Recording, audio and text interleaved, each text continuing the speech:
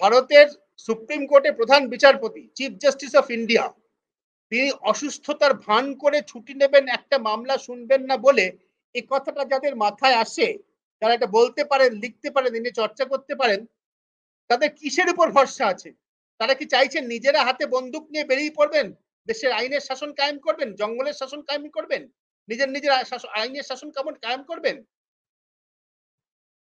এরকম আমার দেখাও কিছু এলাকা আছে। আমি তালিবান শাসিত আফগানিস্তানে গেছি।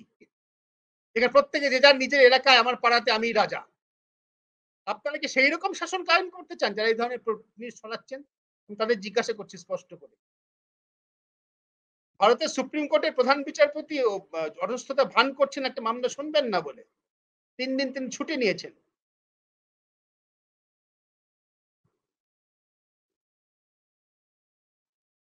আন্দোলন প্রতিবাদের আবেগে সমস্ত যুক্তিতর্ক বুদ্ধি বিবেচনা বিসর্জন দিয়ে যদি নৈরাজ্যের পথে যাই, তবে সেই আন্দোলনে কিন্তু খুব বেশি লোকের সমর্থন আপনারা পাবেন না যারা প্রচার করছেন। অন্তত fourth pillar with the people কে তো পাবেনই না, নিশ্চিত।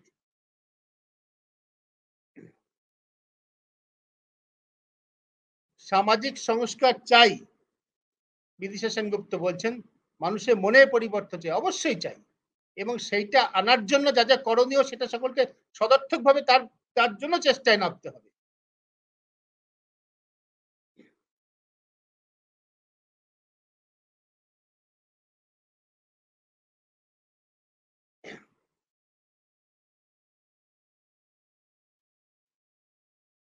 আনিস খানের হত্যার বিচার চাই, ফয়জান আহমেদের খুনের বিচার চাই বলছেন অভ্র চৌধুরী। যাদবপুরে ছাত্র খুনের বিচার চাই, নিশ্চয়ই চাই, সবগুলোই চাই, অবশ্যই। সুব্রত দাশগুপ্ত আবার বলছেন, হ্যাঁ ঠিকই, কিন্তু আগের কোনো ঘটনা এত সাড়া ফেলেনি। এই ঘটনাটাকে কেন্দ্র করেই এই আন্দোলন, এই ঘটনাকে কেন্দ্র করে এই আন্দোলন। ওরা সারা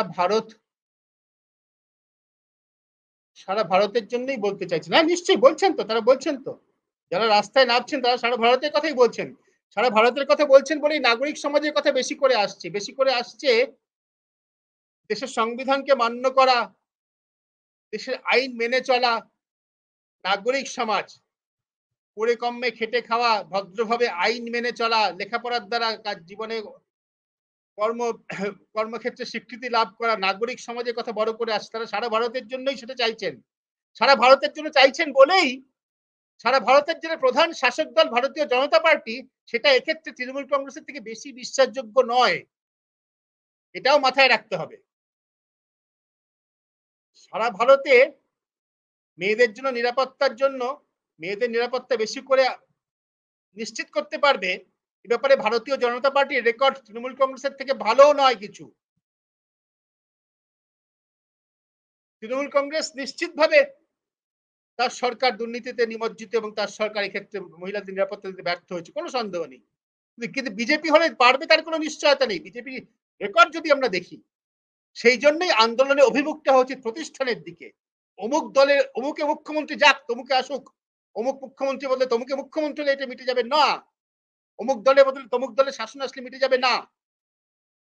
এটা মিটতে পারে যদি আমাদের মনের পরিবর্তন হয়, আমাদের সমাজের পরিবর্তন হয়, যদি সমাজ সচেতন হয়, প্রতিষ্ঠান যদি রেসপন্সিবল হয়।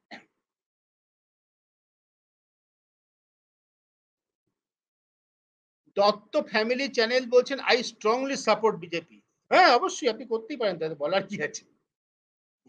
বহু মানুষ স্ট্রংলি বিজেপিকে সাপোর্ট করে বলেই না তারা এদেশে ক্ষমতায় এসেছে ভোটে জিতে। তেমনি আবার পশ্চিমবঙ্গে বহুতর মানুষ তৃণমূল কংগ্রেসকে সাপোর্ট করেন বলেই তারা ভোটে জিতে ক্ষমতায় এসেছেন। কিন্তু বিজেপিকে সাপোর্ট যারা করেন, তৃণমূল কংগ্রেসকে যারা সাপোর্ট করেন ভোটের বাক্সে, তারা কেউ কিন্তু একজন সুবিধাভোগী ছাড়া খুন ধর্ষণকে সমর্থন করেন না।